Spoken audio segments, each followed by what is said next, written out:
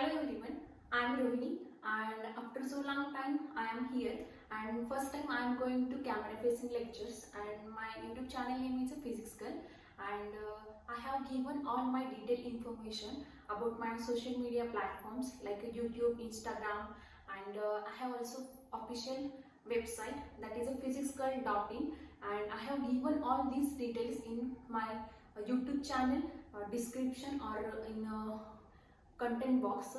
You can find that information within that and I have written many of blogs, all information about the physics on that particular website, that is in the blogs form. You can check from my description box. Now in this lecture we are going to discuss about the one particular physics topic, as well as it is also topic of a engineering as well as in electronic field. That is a very important topic, that is your Ohm's law. You all already heard about the Ohm's law from 8th to 9th standard, but in this lecture we are discussing in detail actually what is the Ohm's law, who invented the Ohm's law, actually how we can apply the Ohm's law to the electronic circuit, that is a closed loop electronic circuit, and what is the mathematical expression for the Ohm's law. First of all, we will discuss about who invented the Ohm's law. So this German scientist, that is Georg Simon Ohm, discovered the first time the Ohm's law, and this scientist is the Ohm scientist and this is a German physicist, and who invented first time this law. That is why this law is called as Ohm's law. Okay, now first of all we will discuss about the statement of the Ohm's law. So the statement of the Ohm's law is that it states that the voltage across a conductor is directly proportional to the current flowing through it, provided all physical conditions and temperature remains constant. So this is the actual scientific statement of the Ohm's law. That means if you are considering particular conductor, suppose I am taking this is a conductor, particular wire, that is a your generally conducting wire and having a resistance R. Okay, now I am flowing the current through that wire with the help of particular voltage source or battery, we call it as a battery. So this is a symbol of resistance, that is which is denoted by capital R, and this is a battery, it having a positive as well as a negative terminal. So this is the battery. Now if we are supplying the particular voltage or we are giving the voltage to this battery and the current is flowing through this resistance, and again it will like also, so this is the direction of current. We know that the direction of the current flowing through this circuit and the direction of the flow of electron is exactly opposite. Now the Ohm's law is that the voltage across conductor is directly proportional to the current flowing through it.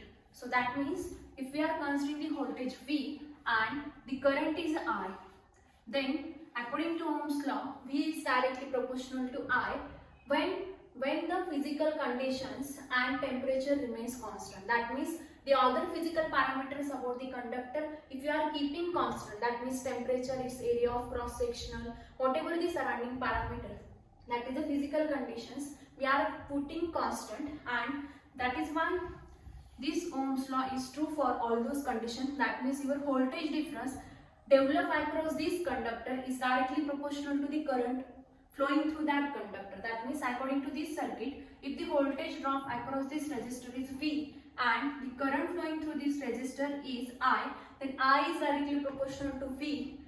This is the direct relationship. If we are considering the graphical relationship, if we are taking I on this axis and V is on this axis, then there is a direct relationship between V and I. If you are plotting I versus V graph, then you will get this straight line nature which is passing through the origin, that is O. That means V is directly proportional to I.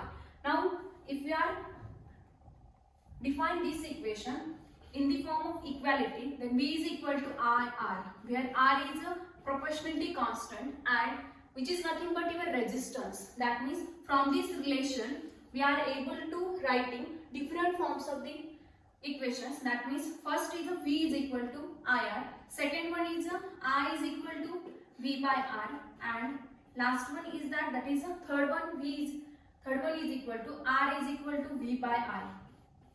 So this is the three different forms for the Ohm's law in terms of different parameters, that is in terms of voltage, current, resistance. Now, if we are having a two parameters out of three, then we are able to find one parameter which is not given from the particular electronic circuit or from the particular given data. So this is the mathematical forms of the Ohm's law.